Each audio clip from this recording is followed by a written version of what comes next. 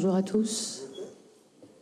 Bienvenue pour la conférence de présentation du nouveau coach de l'Olympique de Marseille, Igor Tudor. Je vais laisser la parole au président Pablo Longoria et ensuite vous pourrez poser vos questions au coach et nous reviendrons ensuite pour quelques questions au président. Bon. Bonjour à tous. Dobrodošli. Oh, voilà, merci. C'est un plaisir de nous retrouver ici avec notre nouveau coach, Igor Tudor, grande personne de grande valeur. Ça, c'est la première chose que je voudrais dire et commencer par ça. Je crois que pratiquement tous nous, on connaît sa carrière comme joueur.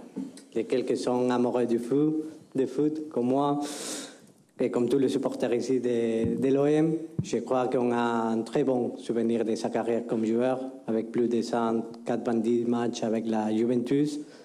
Il a arrêté de jouer tôt, plus tôt de ce qu'il s'attendait, par des blessures. Il a commencé en carrière de coach. En carrière de coach qu'il a commencé avec beaucoup d'ambition, une identité de jeu que c'est très clair. On avait dit la semaine dernière qu'on allait prendre la direction de prendre un coach avec une identité de jeu forte. Ça, c'est une question importante pour les projets. Spécialement, pourquoi Igor Tudor comme entraîneur de l'Olympique de Marseille? Je crois que tout le monde qui a regardé le football italien la saison dernière peut être d'accord que le Verona de Igor, c'était une très bonne équipe. C'était une équipe amusante. C'était une équipe avec du cœur. C'était une équipe verticale, avec du rythme, avec beaucoup d'intentions de jeu. Un coach moderne, un coach avec beaucoup d'idées. Depuis la première conversation, j'étais très agréablement surpris par les paroles qu'il m'a données. On a parlé des structures du club, de force de projet, une mentalité très italienne. Je me rappelle, après 2 minutes de conversation, il y a le club, il y a les dirigeants, il y a l'entraîneur, il y a les joueurs. J'ai beaucoup aimé ça. Je me suis agrandi en Italie dans le football. Ça, c'est la mentalité avec laquelle ce type de projet, ça peut fonctionner. Après, dans toutes les conversations qu'on a eues, on a tout de suite compris, même Javier, même moi, que toutes les idées qu'on regardait sur le terrain sont des idées bien travaillées, bien élaborées, bien identifiables dans toutes les conversations qu'on a eues. Ça, c'est une chose que, dans les moments qu'on parle avec des différents entraîneurs, sont des choses importantes. Avoir ce type de force à transmettre un message. Personne de grande personnalité qui partagent les valeurs qu'on veut mettre en place dans les projets. Du cœur, de l'ambition, de l'intensité, jamais rien lâcher. Ce sont les valeurs aussi de Marseille. Ce sont les valeurs de faire un football attractif, un football vertical, un football fait pour nous supporters, avec de la passion et avec des émotions. Tout ça, que c'était notre premier choix. C'était un choix regardé, un choix très pensé. Pour ça que bienvenue, Igor. Merci beaucoup. On va passer aux questions pour le coach. Romain. Vas-y. Super. Oui, c'est bon. Alicia, tu nous entends? Oui, je vous entends, bonjour. Bonjour coach et bienvenue. Vous avez été accueilli par un communiqué, par le président et aussi par un communiqué hier de l'actionnaire majoritaire qui semblait bien connaître votre parcours. Est-ce que vous avez eu des relations aussi avec Frank McCourt avant de signer à l'Olympique de Marseille? Buongiorno, benvenuto coach. È stato accolto qua col presidente, ma c'è stato anche un comunicato del principale azionista, quindi volevamo sapere se aveva già avuto in passato relazioni con Frank McCourt. Prima di tutto voglio salutare tutti e scusarmi perché non parlo francese. Questa domanda, cioè prima vorrei dire Un ringraziamento al Presidente per le belle parole, anche se non parlo francese ho capito quasi tutto. Sono state belle parole. Ecco. La ringrazio per questa opportunità, per questa grande sfida, che sono sicuro che la faremo alla grande. Un saluto a tutti prima di tutto e poi la risposta di domanda, che ci siamo visti con il proprietario 2 giorni fa. Siamo andati, io, Presidente e Direttore, siamo andati da signor Franca, abbiamo fatto una bellissima cena insieme. Mia impressione è stata molto positiva, una persona per bene, con grande passione, amore per questa società, per questa squadra. Abbiamo parlato di tutto, io sono uscito molto carico dalle sue parole, da sua voglia di fare bene per questo club, per questa società. È stato un appuntamento bellissimo, importante, dove abbiamo dettato anche la linea di andare una linea nostra tutti insieme, che alla fine è importante. Ecco. Oui, alors tout d'abord, je voudrais saluer tout le monde, m'excuser du fait que je ne parle pas le français. Je voudrais remercier aussi le président pour ses beaux mots, même si je ne comprends pas le français. J'ai quand même réussi à comprendre ce qu'il a dit, donc ça me fait très plaisir. Je pense que c'est vraiment une très bonne opportunité, ce sera un grand défi. Je voudrais aussi donc maintenant répondre à la question. En ce qui concerne le propriétaire, c'est vrai, on s'est vu il y a 2 jours.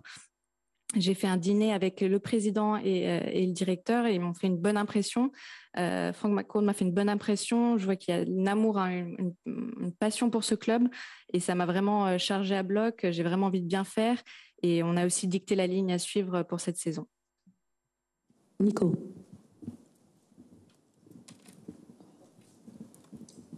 Bonjour, bienvenue. Qu'est-ce que vous connaissiez de ce club? Qui vous connaissez dans l'effectif? Et qu'est-ce que ça représente pour vous de devenir l'entraîneur de l'OM? Allora, benvenuto. Cosa conosce di questo club? Chi conosce della rosa e cosa rappresenta per lei far parte di questa società? Ma io non devo dire che grandezza di questo club, lo sa tutto il mondo, una società super importante a livello mondiale. Mio amico, posso dire, Alen Boksic, che ci siamo anche sentiti con messaggi ieri, mi ha parlato in passato di grandezza di questo club. Di rosa conosco tutti perché ho visto le partite dell'anno scorso. È una bella rosa, una squadra forte che è arrivata seconda l'anno scorso. Io sono contento che l'alleno, ecco. Alors, je pense que tout le monde connaît la grandeur du club. C'est un club de renommée mondiale. C'est vrai que j'ai parlé avec un copain, avec Alex Bocic, hier par message. Il m'a bien parlé du club, il m'a encore parlé de sa grandeur. En ce qui concerne l'effectif, je connais tous les joueurs puisque j'ai regardé les matchs de la saison dernière. Et c'est une équipe forte avec de bons joueurs puisqu'elle est arrivée 2e l'an dernier. Donc évidemment, je suis très heureux d'être l'entraîneur. Fabrice. Oui, bonjour. Depuis que votre nom est sorti dans les médias samedi, on entend beaucoup parler de votre manière de faire jouer vos équipes. Votre prédécesseur, Sampaoli, était plus sur un football de possession. Qu'est-ce que vous comptez mettre en place à l'Olympique de Marseille en termes de jeu? Da quando è uscito il suo nome sulla stampa, sabato si è parlato tanto del suo modo di giocare, di vedere il gioco. Il suo predecessore Sampaoli aveva un gioco con tanto possesso palla, tanto di possesso, quindi come pensa di impostare il proprio gioco? No, è una tema lunga, se iniziamo a parlare di come giocare non finiremo qua fino a domani. È normale che ogni allenatore ha il suo modo di fare, di impostare il calcio. Si può vincere in tutti i modi, questa è la storia di calcio che ha dimostrato. Io ho una cosa, io credo, dal primo giorno che abbiamo già fatto ieri allenamento, ho iniziato a lavorare su quello, è un calcio all'attacco, se si può spiegare con una parola, un calcio con la intensità, un calcio organizzato, un calcio coraggioso, che poi chiaramente non deve rinunciare a difendere, no?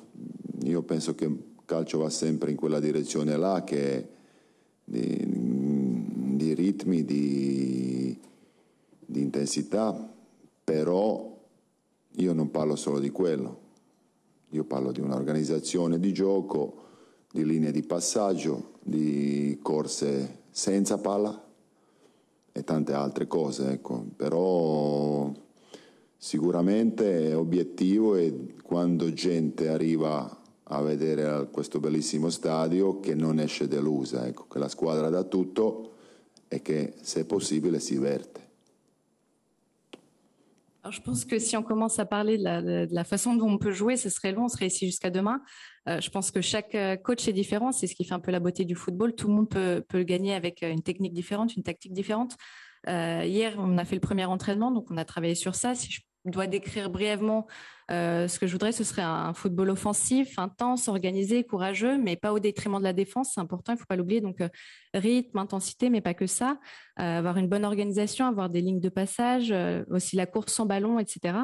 Et mon objectif principal, c'est quand les gens viendront nous voir au stade, qu'ils ne ressortent pas déçus, et surtout qu'ils puissent s'amuser. Vincent. Oui, bonjour. Vous avez dit que vous avez regardé à peu près tous les matchs de l'OM et vous connaissez très bien les joueurs. Est-ce que vous avez identifié des postes qu'il faudra renforcer pendant le mercato? Et vu que vous avez discuté avec le propriétaire, est-ce que vous êtes rassuré sur les moyens que vous aurez cet été pour recruter? Merci. Allora, ha detto prima che ha visto quasi tutte le partite del Marsiglia l'anno scorso e quindi conosce bene i giocatori. Pensa che ci siano dei ruoli sui quali bisogna rafforzarsi a livello di mercato, e visto che ha parlato anche col proprietario, se l'ha anche rassicurato a livello di budget e di possibilità durante il mercato. No, questo di budget e di tutte cose è la roba di presidente, la dirigenza.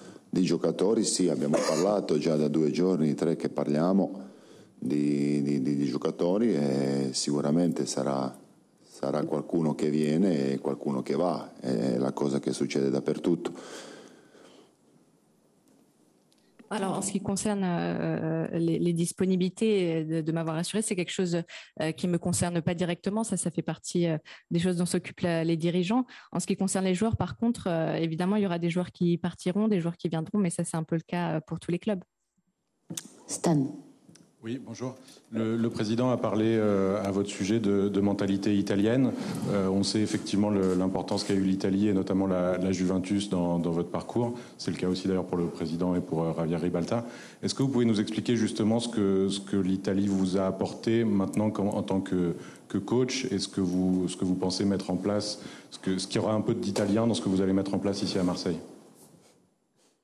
Allora, il Presidente ha parlato di una sua mentalità italiana. È vero che l'Italia ha avuto un'importanza primordiale nella sua carriera, ma anche in quella di Javier Ribalta o del Presidente stesso, quindi ci sarà un po' d'Italia nel suo gioco, nel suo lavoro qua? Ma è inevitabile che ci sarà, perché io, siccome ho giocato 10 anni là e ho anche allenato, è una cosa normale, ma io non credo in un calcio italiano, un calcio spagnolo, francese o inglese. Io penso che non esiste. Esiste solo un calcio di ogni allenatore, e la sua bravura è di impostarlo in un campionato che ha sue caratteristiche.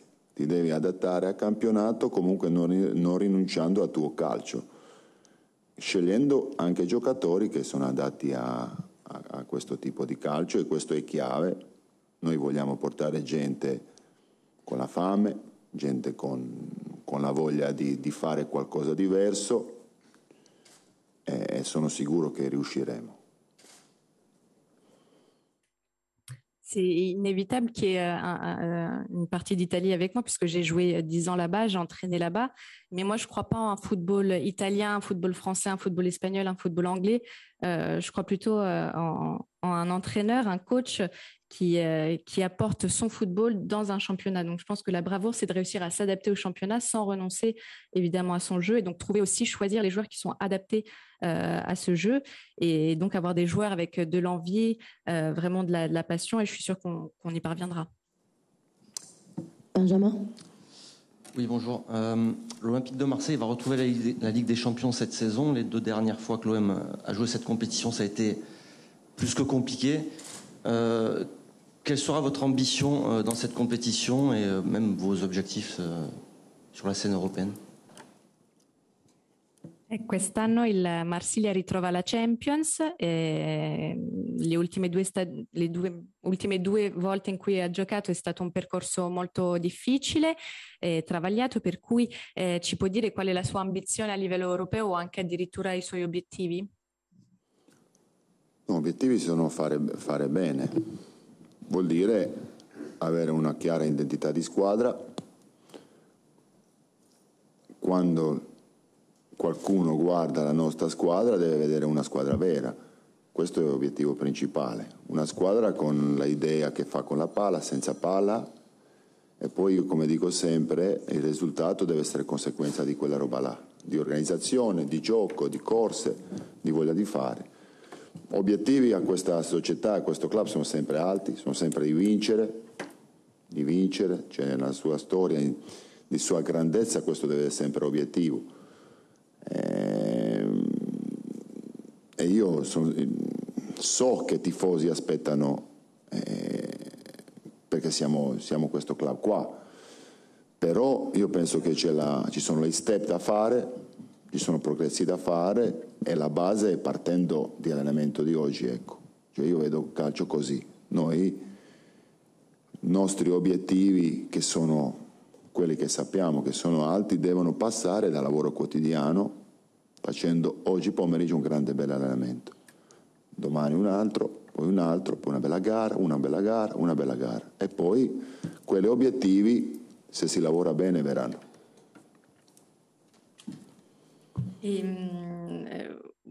C'est sûr qu'on a des objectifs. L'objectif principal, c'est de bien faire, c'est-à-dire d'avoir une identité claire d'équipe, que les gens, quand ils voient notre équipe jouer, ils voient une vraie équipe avec des idées claires, que ce soit avec ou sans ballon, qu'il soit le résultat de jeux, des courses. Donc, c'est surtout ça notre principal objectif. Après, c'est sûr que en connaissant la grandeur du club, l'objectif, c'est toujours de gagner, c'est toujours de bien faire, de réussir à remporter les matchs. Je sais que les supporters, en vue de l'histoire du club, ont beaucoup d'attentes, mais c'est un travail qui se fait étape par étape. Ça peut pas se faire du jour au lendemain. Donc, ça passe tout d'abord par l'entraînement d'aujourd'hui. Moi, c'est un peu comme ça que je vois nos objectifs, c'est-à-dire passer par le travail quotidien. Et ensuite, on fera un bel entraînement, ensuite un autre bel entraînement, ensuite un beau match, après un beau match, etc., pour arriver à obtenir ensuite des résultats qui complètent nos objectifs au fur et à mesure de la saison. Michel. J'ai vu, votre prédécesseur avait remis en cause le statut de certains cadres de l'équipe, notamment le gardien de but, Steve Mandanda. Est-ce que vous avez une gestion avec un 11 classique avec des places attitrées, ou est-ce que vous aussi vous jouez beaucoup sur l'alternance et les rotations de joueurs? Il suo predecessore Sampaoli ha un po' ribaltato, diciamo, la gerarchia a livello della squadra l'anno scorso, soprattutto di giocatori che erano fissi, tra virgolette, come il portiere Steve Mandanda. Lei ha un 11 di partenza fisso oppure si appoggia tanto sulle rotazioni e sul turnover? No, quelle scelte di allenatore precedente sono sue scelte, chiaro, ogni allenatore ha suo. Questo anno si gioca Champions, si gioca campionato, c'è la Coppa, saranno tante partite, sicuro che saranno spazio per tutti. Io non ho problemi di mettere uno, se è bravo di 20 anni, se è più bravo di quello, magari un po' più alto, cioè giocano quelli migliori, quello è sempre, io non penso che c'è un allenatore che fa diversamente.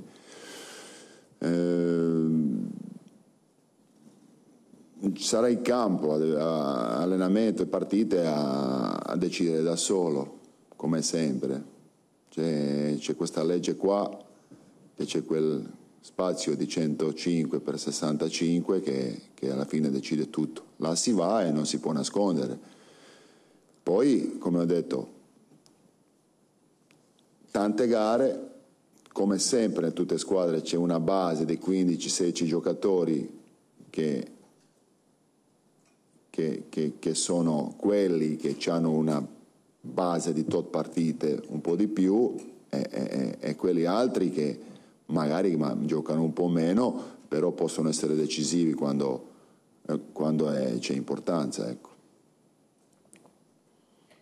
Ça, c'était les décisions du coach précédent. Donc, chaque entraîneur fait ses choix.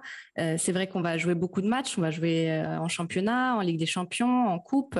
Mais moi, j'ai pas de problème, par exemple, à mettre un joueur de 20 ans si je pense que il peut mieux faire. Ce qui est important, c'est toujours de mettre les meilleurs joueurs. Je pense que ça, c'est le choix de tout entraîneur, c'est de mettre les joueurs les meilleurs, et c'est le terrain qui décidera. C'est toujours la même loi. C'est ce terrain de 105 x 65 qui décide, et là tu peux pas te cacher, quoi. Donc ce sera le terrain, les matchs, l'entraînement qui permettront de prendre ces décisions. Comme je l'ai dit, on a beaucoup de matchs à jouer, donc il y aura sûrement une base, oui, de 15-16 joueurs qui ont plus de minutes que les autres, mais les autres joueurs qui jouent un peu moins pourraient être décisifs dans les matchs les plus importants.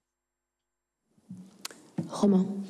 Coach, j'ai compris que c'était un peu tôt pour parler tactique et football, mais dans votre schéma, notamment avec Vérone, il y avait un attaquant et 2 joueurs positionnés derrière lui. Est-ce que dans un effectif avec Dimitri Payet, vous êtes plus porté pour un meneur de jeu et 2 attaquants? Ho capito che è un po' presto per parlare di calcio e di tattica, però quando era al Verona aveva solitamente un attaccante con 2 giocatori dietro, per cui pensa che avendo a disposizione Dimitri Payet si potrebbe giocare con un regista, un giocatore centrale offensivo e 2 attaccanti? No, io sono contento che c'è un giocatore che, come Dimitri nella squadra, un giocatore fantastico che lo conosciamo tutti. Come giocheremo vedrete presto. Io penso che non è il momento di vedere come giochiamo, 3 o 4 qua e là. Comunque io penso che alla fine le gare non si vincono con sistemi. Ci sono tante altre cose che sono molto più importanti, e io lo so che magari a voi la gente è una cosa un po' curiosa vedere com'è, dove là. È una base, però dovete ricordare che non si vince e perde con quello. Alors, c'est sûr que c'est une bonne chose d'avoir Dimitri Payet avec moi. Je pense qu'on le connaît tous. Donc, je suis très content qu'il soit là. Après, comment on va jouer, je pense que vous le verrez bientôt. Honnêtement, que ce soit à 3, à 4. Moi, je pense pas que les matchs se gagnent juste grâce au système. Il y a beaucoup d'autres facteurs en jeu. Et donc, je sais que pour vous, c'est toujours intéressant ou curieux de savoir, mais je pense pas que c'est le système qui permet de gagner ou de perdre. Oui, bonjour. Ma question est pour le président. Bonjour après, Pablo. On passera pour les questions au président après. On va terminer avec le coach. Bon, merci. Je vais attendre. Fabrice. Merci. Jusqu'à présent, votre carrière d'entraîneur vous a amené souvent à changer de club.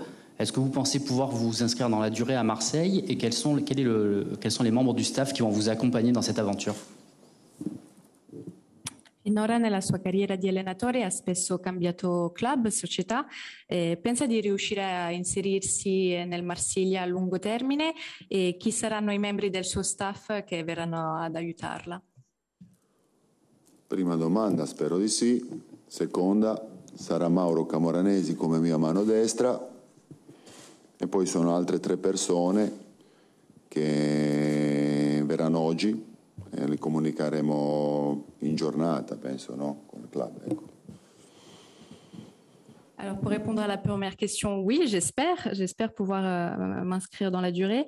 Et pour répondre à la deuxième, mon bras droit, ce sera Mauro Camoranesi. Et aujourd'hui, il y aura 3 autres personnes du staff qui vont arriver et qu'on annoncera donc très prochainement. Allez, dernière question avant de passer au président. Michael.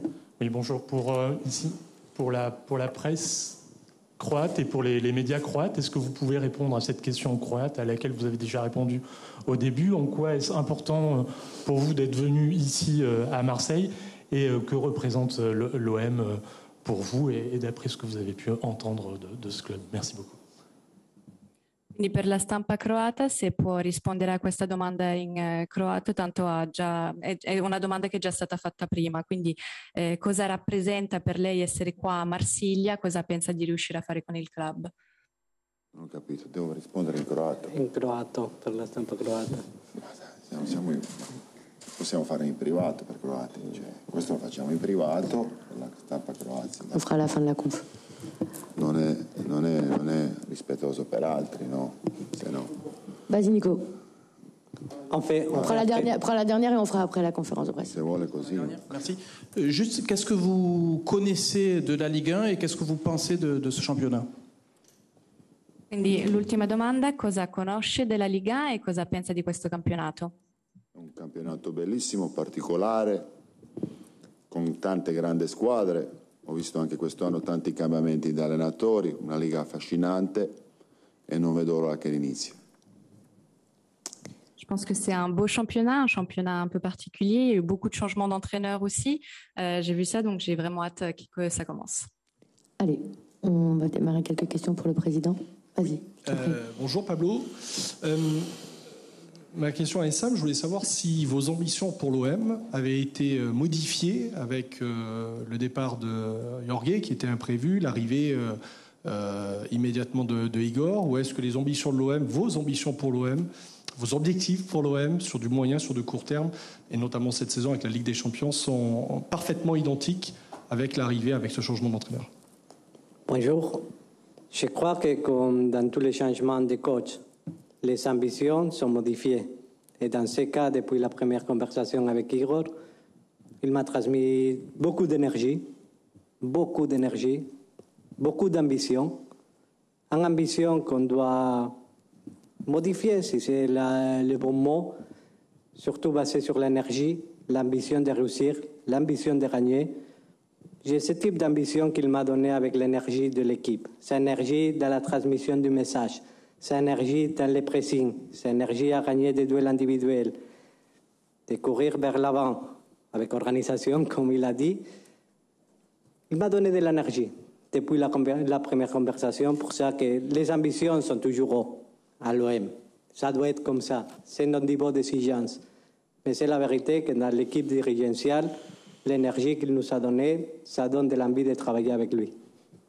Fabrice. Pablo, bonjour. Juste avant la conférence de presse, on a appris via l'équipe que Steve Mandanda avait décidé de partir à Rennes. Qu'est-ce que tu peux nous dire là-dessus? Est-ce que c'est d'actualité? Dans les derniers jours, on a beaucoup discuté avec Steve de sa position à l'intérieur du club. Hier, il s'entraînait avec l'équipe. Ce qu'on peut dire, c'est qu'on a parlé, on a dit que le modèle de gardien, ça serait le même qu'on a mis en place la saison dernière. Ça veut dire des bons gardiens en concurrence entre eux. Ça, c'est la question importante. Ce qu'on voulait, c'est de parler clair à tout le monde. Je crois que dans la logique de fonctionnement de Igor, dans la logique de fonctionnement du club, c'est toujours parler clair aux joueurs pour expliquer toutes les situations individuelles. On a eu des conversations sincères. On voudrait reproduire un même modèle du club basé dans la gestion des gardiens qui peut être en concurrence entre eux. Benjamin. Président, lors de la dernière conférence de presse, vous avez évoqué les joueurs qui seront en fin de contrat la saison prochaine et leur gestion. Est-ce que Milik fait partie de ces joueurs-là? Est-ce qu'il sera en fin de contrat en juin 2023? Et si oui, quelle est la tendance à son sujet? Est-ce qu'on est plus sur une prolongation ou sur un départ cet été? Et deuxième question, est-ce que le départ de Georges Sampaoli modifie quelque chose sur le cas Alvaro? Sur la question de Milik, il est en fin de contrat en 30 juin 2025. Pour ça qu'il n'est pas à part du groupe des joueurs qui sont en fin de contrat.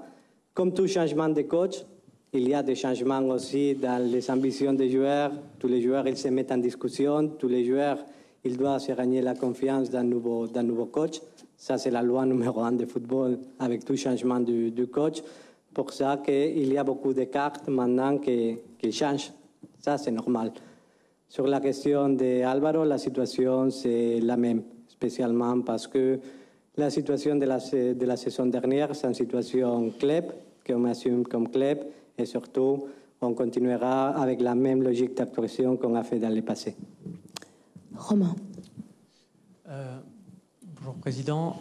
L'an dernier, au moment d'expliquer le projet, on était parti de se dire que l'objectif, c'était d'avoir une équipe type et en fait 2 joueurs à chaque poste qui soient en concurrence. Comme vous avez donné la référence au poste de gardien, est-ce qu'on doit faire la même chose en partant du schéma préférentiel du coach et l'objectif, c'est de compter 2 joueurs en concurrence à chaque fois? Ça, c'est la construction normale d'un effectif. Dans le moment qu'il y a un changement de coach, c'est logique que la stratégie, ça doit être révisée, spécialement parce que l'obligation du club, l'obligation des dirigeants, c'est toujours de donner au coach un effectif adapté à son style de jeu, adapté à la mentalité du coach, avec des profils individuels qui soient mis en disposition d'un collectif. Toujours, on a dit, c'est plus important les collectifs que les joueurs individuels. Dans le cas avec Igor, c'est une situation où on veut jouer d'une façon très déterminée. On sait les valeurs qu'on doit mettre dans l'effectif. Pour ça que c'est normal de faire une construction où tous les joueurs ils peuvent se mettre en concurrence. Ça change la planification idéale qu'on avait avec Jorge Sampaoli, mais ça c'est la logique. On s'est déjà adapté, on a déjà commencé à travailler. Et oui, c'est l'objectif, ça, d'avoir des joueurs par position dans lesquels il y a une rotation naturelle. Cette saison, je voudrais faire un petit point ici, parce que c'est important. Cette saison, c'est particulier, spécialement avec une Coupe du Monde dans le mois de novembre. La planification, ça change aussi, spécialement parce que depuis le 7 août, avec les premiers matchs du championnat jusqu'à 10 novembre, il y a beaucoup de matchs. On va jouer chaque 3 jours. Pour ça que c'est très important d'avoir des différents profils à jouer dans les différentes positions parce que le nombre de matchs, ça va être très élevé avec un pause jusqu'à le Boxing Day, que ça va être cette saison.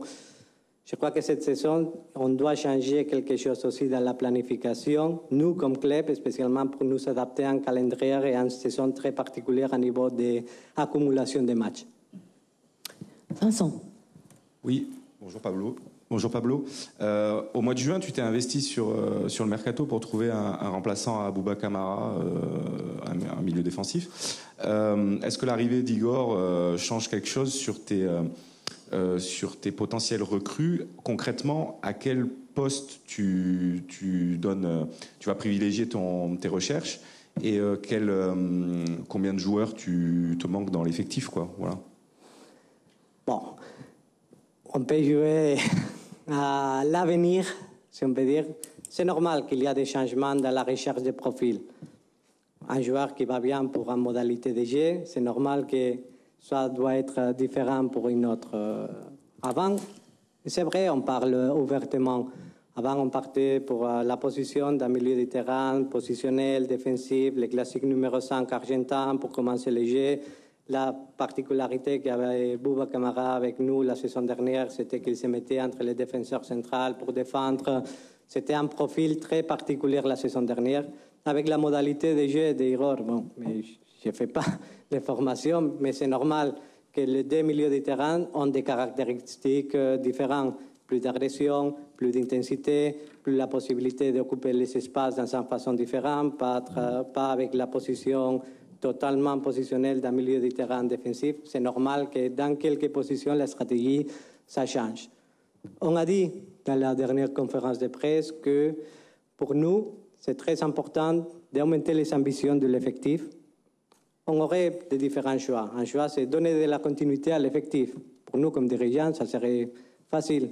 On reste, on a une équipe qui est deuxième, on a une équipe compétitive, on avait perdu des joueurs, Bouba Kamara, Saliba, qui rentre à Arsenal en prêt, et on remplace des joueurs.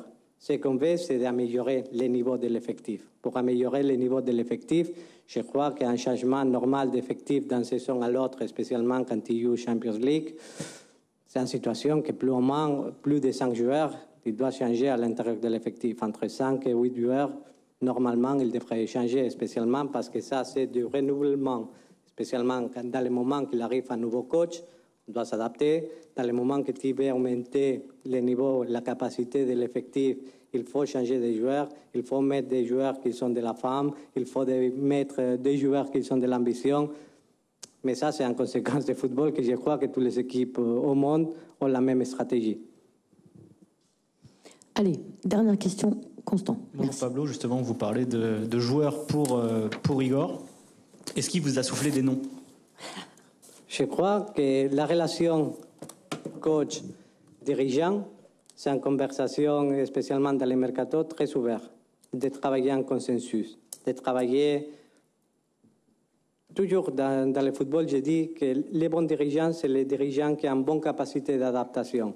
il y a une capacité d'adaptation à ton club, à tes supporters, à la ville, à l'identité qu'il y a un club. Ce n'est pas nous qu'on va changer l'identité historique de l'Olympique de Marseille. C'est pour ça qu'on doit tenir ça en considération. Ça reste toujours. Il y a une adaptation d'un dirigeant toujours à un nouveau coach, à un style. Naturellement, en Espagne, il y a en France, il y a beaucoup des années, je me rappelle commence des années 2000, à l'intérieur de Valence, mon ex-club, qu'il avait dit, bon, j'avais besoin d'un canapé, ils m'ont pris en télévision. Quand il y a un nouveau coach, tu dois toujours répondre aux attentes du coach, parce que finalement, c'est lui qui va faire jouer les joueurs dans le terrain. C'est lui qui doit prendre les meilleurs de chaque joueur. Et bien sûr qu'avec une identité de jeu tellement forte comme ça qu'il a Igor, c'est très nécessaire l'adaptation des dirigeants à trouver des profils individuels adaptés à l'idée collective de jeu. Merci beaucoup. Avant d'aller faire une photo sur le terrain, on va faire une petite photo devant et je vous inviterai à nous rejoindre et à suivre Alex pour pouvoir faire la photo sur le terrain. Merci beaucoup. Merci.